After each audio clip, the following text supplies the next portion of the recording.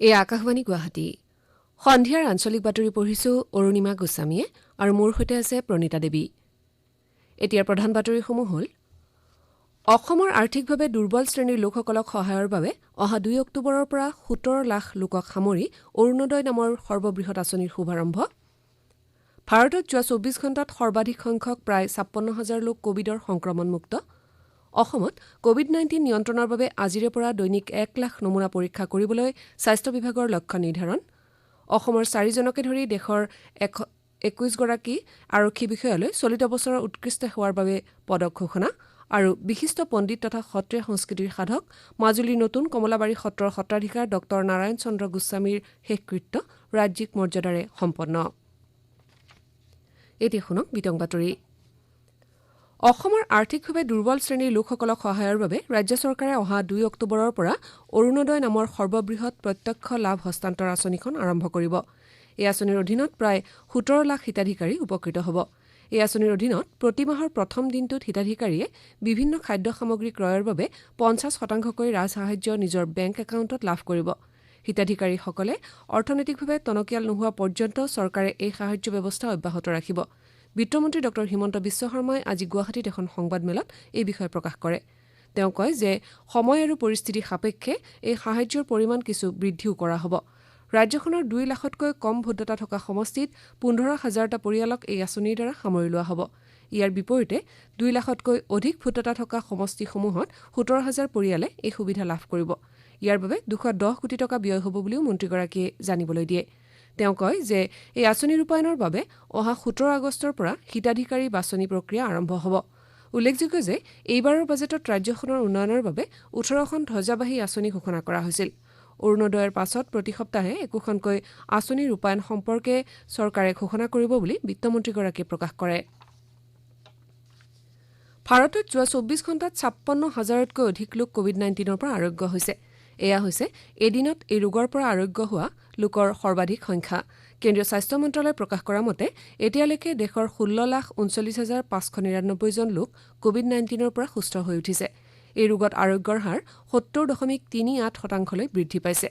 আনহাতে যোৱা ২৪ ঘণ্টাত ৭,৩৩,০০০তকৈ অধিক লোকৰ নমুনা পৰীক্ষা কৰা হৈছে। ইয়াকে লৈ দেশত ২,৬০,০০,০০০তকৈ অধিক লোকৰ নমুনা পৰীক্ষা কৰা হৈছে।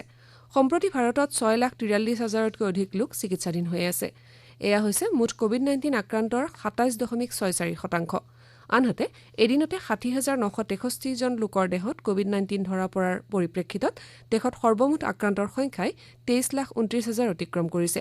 যোৱা ২৪ ঘণ্টাত ৮৩৪জন লোকৰ মৃত্যু ঘটাৰ ফলত এই ৰোগত মৃত্যু হোৱা লোকৰ সংখ্যা ৪৪,০৯১ হৈছেগৈ। ৰাজ্যৰ স্বাস্থ্য বিভাগে কোভিড-19 নিয়ন্ত্ৰণৰ বাবে দৈনিক ১ লাখ নমুনা পৰীক্ষাৰ বাবে লক্ষ্য নিৰ্ধাৰণ কৰিছে।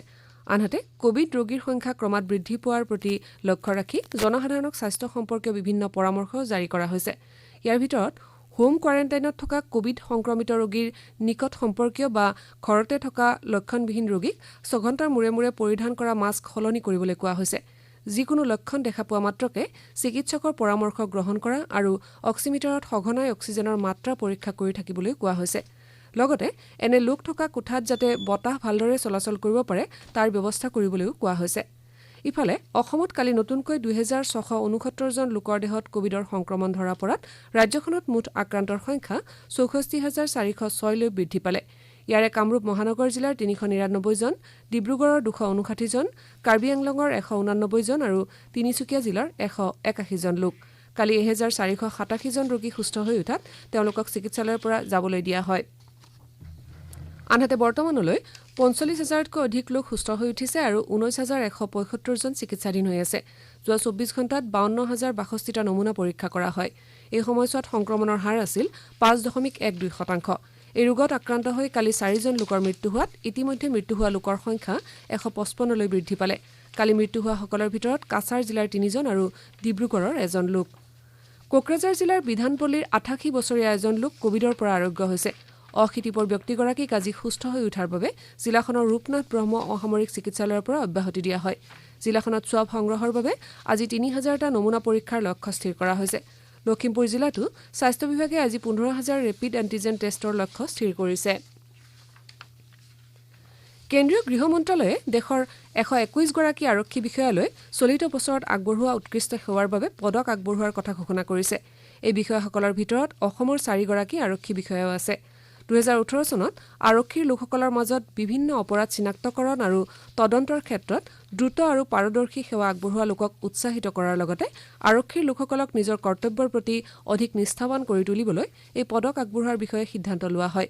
এইবাৰ পদক লাভ কৰা আৰক্ষী বিষয়াসকলৰ ভিতৰত 20 গৰাকী মহিলা আৰক্ষী বিষয়াও আছে।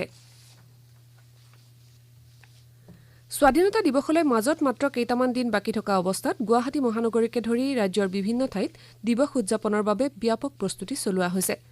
কোভিড-19ৰ প্ৰাদুৰ্ভাৱৰ ফলত এইবাৰ স্বাধীনতা দিৱসৰ কাৰ্যসূচী অনুষ্টুপীয়াকৈ পালন কৰিবলৈ লোৱা হৈছে। ইতিমধ্যে বিভিন্ন জিলাৰ সদৰ আৰু মহকুমাসমূহত স্বাধীনতা দিৱসৰ কাৰ্যসূচীৰ বাবে পেৰেডকে ধৰি বিভিন্ন অনুষ্ঠানৰ অনুশীলন অব্যাহত আছে। এইবাৰ স্বাধীনতা দিৱসৰ কেন্দ্ৰীয় কাৰ্যসূচী গুৱাহাটী মহানগৰীৰ জজ খেলপথাৰত অনুষ্ঠিত কৰাৰ বাবে কামৰূপ মহানগৰ জিলা প্ৰশাসনে যাৱতীয় সকলো প্ৰস্তুতি লৈছে। 15 আগষ্টৰ পুৱা 9 বজাত মুখ্যমন্ত্ৰী সৰ্বানন্দ সোণোৱালে আনুষ্ঠানিকভাৱে পতাকা উত্তোলন কৰিব। কাইলৈৰ ভিতৰত যাতে জজ খেলপথাৰ স্বাধীনতা দিৱসৰ কাৰ্যসূচীৰ বাবে সম্পূৰ্ণ সাজু হৈ উঠে তাৰ বাবে সংশ্লিষ্ট সকলো বিভাগকে জিলা উপায়ুক্তই নিৰ্দেশ দিছে। এইবাৰ কোভিডৰ নীতি নিৰ্দেশনাসমূহ মানি চলি স্বাধীনতা দিৱস উদযাপন কৰা হ'ব। দিৱসৰ কাৰ্যসূচীত অংশগ্ৰহণ কৰা সকলো ব্যক্তিয়ে শাৰীৰিক ব্যৱধান মানি চলাৰ লগতে মুখত মাস্ক পৰিধান কৰাটো বাধ্যতামূলক। ইয়াৰ উপৰি উদযাপনস্থলীত প্ৰৱেশ কৰা প্ৰতিজন ব্যক্তিকে থাৰ্মেল স্কেনিং কৰা হ'ব। অসম চৰকাৰে কৃষিখণ্ডৰ আন্তঃগাঁথনি উন্নয়নৰ বাবে বিভিন্ন জিলাৰ নিৰ্বাচিত স্থানত 29খন নতুন বজাৰ স্থাপনৰ ব্যৱস্থা গ্ৰহণ কৰিছে।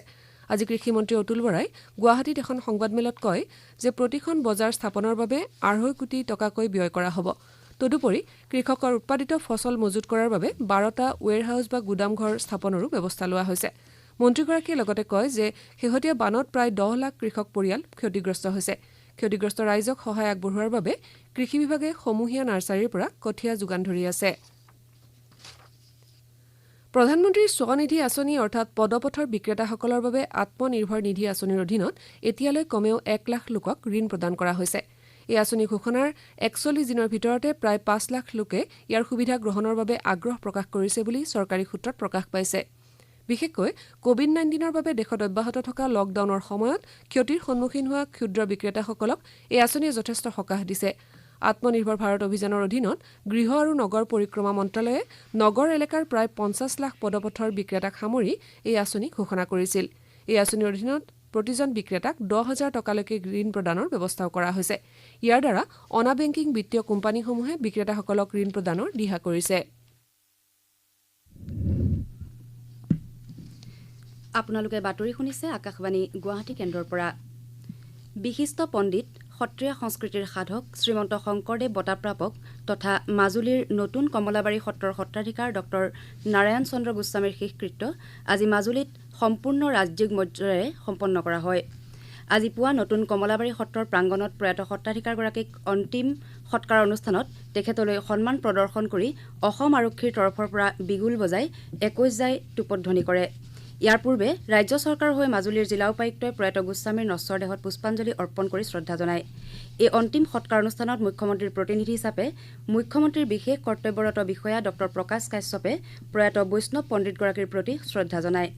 এই অন্তিম সৎকাৰৰ অনুষ্ঠানত শ্ৰীমন্ত শংকৰদেৱ কলাক্ষেত্ৰ সমাজৰ সচিব, মাজুলীৰ আৰক্ষী অধীক্ষক, উত্তৰ কমলাবাৰী সত্ৰৰ সত্ৰাধিকাৰকে ধৰি কেইবাখনো সত্ৰৰ সত্ৰাধিকাৰ আৰু প্ৰতিনিধিৰ লগতে বিভিন্ন দল সংগঠনৰ প্ৰতিনিধি তথা অগণন গুণমুগ্ধ উপস্থিত থাকে। উল্লেখযোগ্য যে যকৃতৰ ৰোগত আক্ৰান্ত হৈ বিশিষ্ট বৈষ্ণৱ পণ্ডিতগৰাকীৰ কালি গুৱাহাটীত দেহাৱসান ঘটে। সমগ্ৰ বিশ্বজুৰি আজি আন্তঃৰাষ্ট্ৰীয় যুৱ দিৱস উদযাপন কৰা হৈছে। যুৱ প্ৰজন্মক অৰ্থবহ জীৱন যাপনৰ বাবে প্ৰেৰণা দিয়াৰ লগতে তেওঁলোকৰ দক্ষতা বিকাশ কৰি মানৱ সম্পদ ৰূপে গঢ় দিয়া আৰু অধিকাৰ তথা কৰ্তব্যৰ প্ৰতি সজাগ কৰি তোলাৰ লক্ষ্যৰে এই দিৱস পালন কৰি অহা হৈছে। 1999 চনত ৰাষ্ট্ৰসংঘৰ সাধাৰণ সভাত 12 আগষ্টৰ দিনটো যুৱ দিৱস হিচাপে পালনৰ সিদ্ধান্ত লোৱা হৈছিল। এই বছৰ এই দিৱসৰ মূল বিষয় বিশ্বজনীন কাৰ্যকলাপত যুৱ প্ৰজন্মৰ অংশগ্ৰহণ।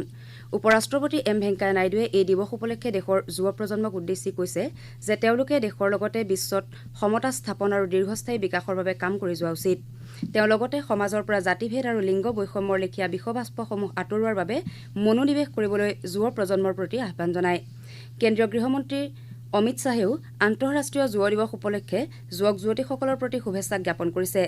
এলানি টুইটযোগে গৃহমন্ত্ৰীগৰাকীয়ে কৈছে যে যুৱ প্ৰজন্মই হৈছে এটা জাতিৰ সম্পদ। ভাৰতবৰ্ষ দক্ষ আৰু উচ্চাকাংক্ষী যুৱক যুৱতীৰে চহকী আৰু নতুন প্ৰজন্মৰ এই অতুলনীয় শক্তিয়ে প্ৰধানমন্ত্ৰী নৰেন্দ্ৰ মোদীৰ সপোনৰ নতুন ভাৰত নিৰ্মাণৰ ক্ষেত্ৰত সহায় কৰিব। তথ্য আৰু সম্প্ৰচাৰ মন্ত্ৰী প্ৰকাশ জাভ্ৰেকাৰে কৈছে যে এই দিৱস উদযাপনে যুৱ প্ৰজন্মক সমাজৰ প্ৰতিটো গুৰুত্বপূৰ্ণ ক্ষেত্ৰত দায়িত্ব সহকাৰে অংশগ্ৰহণ কৰাৰ বাবে উৎসাহিত কৰিব। দেশৰ শেহতীয়া কোভিড-19 পৰিস্থিতিৰ প্ৰতি লক্ষ্য ৰাখি সকলো নিয়মীয়া যাত্ৰীবাহী ৰেলৰ চলাচল বন্ধ ৰখা হৈছে। সেই অনুসৰি NF ৰেলৱেৰ অধীনতো সকলো নিয়মীয়া যাত্ৰীবাহী ৰেলৰ চলাচল বন্ধ থাকিব। অৱশ্যে বিশেষ শ্ৰমিক ৰেলগাড়ী আৰু ৰাজধানী বিশেষ ৰেলৰ যাতায়াত অব্যাহত থাকিব। অহা 1 ছেপ্টেম্বৰৰ পৰা 14 নৱেম্বৰলৈ দেশৰ বিদ্যালয়সমূহত পৰ্যায়ক্ৰমে পাঠদান কৰা হ'ব বুলি একাংশ বাতৰি কাকতত প্ৰকাশিত বাতৰিৰ সত্যতা কেন্দ্ৰীয় চৰকাৰে অস্বীকাৰ কৰিছে। প্ৰেছ ইনফৰমেশ্যন ব্যুৰোই এই বাতৰি অসত্য বুলি স্পষ্ট কৰি দিছে। সংস্থাটোৱে কৈছে যে চৰকাৰে এই বিষয়ক লৈ এতিয়াও চূড়ান্ত সিদ্ধান্ত গ্ৰহণ কৰা নাই। মণিপুৰত কালি কংগ্ৰেছৰ 5জন বিধায়কে পদত্যাগ কৰিছে। ৰাজ্যসভাত পৰহি এন বীৰেন সিঙৰ নেতৃত্বৰ বিজেপি চৰকাৰখনে বিধানসভাত আস্থাৰ ভোটত জয়লাভ কৰাৰ পাছত কালি 5জন দলীয় বিধায়কে অধ্যক্ষৰ হাতত পদত্যাগ পত্ৰ দাখিল কৰাৰ পাছত বিৰোধী কংগ্ৰেছ দলে কালি পুনৰ এটা বিপৰ্যয়ৰ সন্মুখীন হৈছে। কালি পদত্যাগ কৰা কংগ্ৰেছৰ এই বিধায়ককেইজন হৈছে ৱাংগৈ সমষ্টিৰ বিধায়ক ঐনান লুখৈ, ৱাংখেৰ অক্ৰাম হেনৰৈ, লিলঙৰ মহম্মদ আব্দুল নাছিৰ, চাইটুৰ এন হাউকিপ আৰু সিংঘাটৰ জিং চুৱাংহাও আছে। এই 5জন কংগ্ৰেছ বিধায়কে পদত্যাগ কৰাৰ পাছত 60জনীয়া মণিপুৰ বিধানসভাত বৰ্তমান বিধায়কৰ সংখ্যা 48 জনলৈ হ্ৰাস পাইছে। ইয়াৰ পূৰ্বেও 3জন বিধায়কে পদত্যাগ কৰাৰ উপৰি 4জনক অযোগ্য ঘোষণা কৰা হৈছিল। উল্লেখযোগ্য যে মণিপুৰ বিধানসভাত বৰ্তমান 48জন বিধায়কৰ বিপৰীতে শাসনাধিষ্ঠ ভাৰতীয় জনতা পাৰ্টীৰ 28জন বিধায়কহে আছে। মুখ্যমন্ত্ৰী সৰ্বানন্দ সোণোৱালে আজি বিয়লি ৰাষ্ট্ৰীয় স্বয়ংসেৱক সংঘৰ উত্তৰ পূব প্ৰান্তৰ জ্যেষ্ঠ প্ৰচাৰক প্ৰয়াত নৱকান্ত বৰুৱাৰ নগাঁৱৰ কামপুৰৰ বাসগৃহত উপস্থিত হৈ তেওঁৰ প্ৰতি শ্ৰদ্ধাঞ্জলি জ্ঞাপন কৰাৰ লগতে শোকসন্তপ্ত পৰিয়াললৈ সমবেদনা জ্ঞাপন কৰে। ইয়াৰ পাছতে মুখ্যমন্ত্ৰীয়ে কামপুৰৰ বিজেপি কাৰ্যালয়ত উপস্থিত হৈ দলীয় কৰ্মকৰ্তাসকলৰ সৈতে মত বিনিময় কৰে। চিৰাং জিলাত চোৰাং কাঠ সৰবৰাহৰ বিৰুদ্ধে আৰক্ষীয়ে চলোৱা অভিযানত বুজন পৰিমাণৰ চোৰাং কাঠ জব্দ কৰাৰ লগতে বন বিভাগৰ কৰ্মচাৰীক গ্ৰেপ্তাৰ কৰা হৈছে।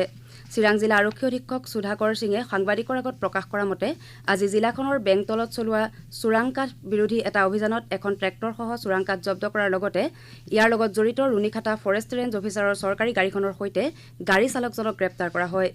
আনহাতে যোৱা নিশা ৰুণিখাটা থানা তথা বেংতল উপ আৰক্ষী চকীৰ অন্তৰ্গত ডোমগাঁৱত চলোৱা অভিযানত চোৰাং কাঠৰ কুণ্ডা কঢ়িয়াই অনা 2খন গাড়ী জব্দ কৰা হয়।